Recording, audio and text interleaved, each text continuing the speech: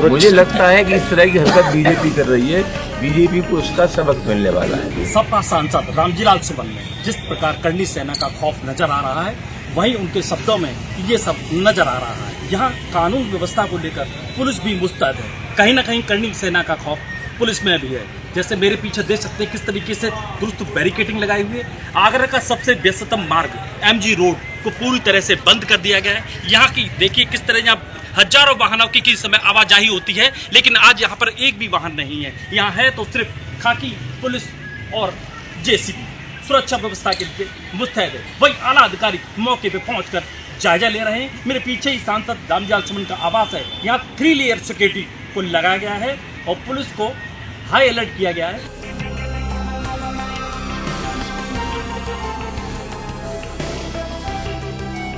जिस तरीके से हम देख रहे हैं सुबह से ही माहौल यहाँ का गर्म है। हम सपा सांसद रामजीलाल सुमन के आवास पर यहाँ पर इस तरह की सुरक्षा व्यवस्था है।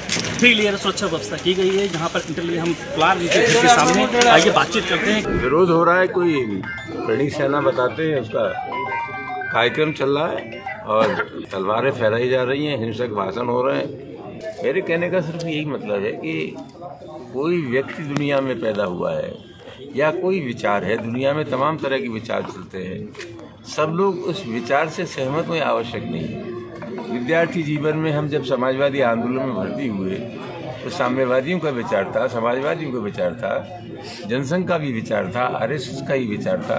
तो वैचारिक दृष्टि से आदमी किसी संगठन में जुड़ता है, कोई विचार अपने आप में पूर्ण नहीं है। मेरी अगर राय से कोई इत्तेफाक नहीं करता था।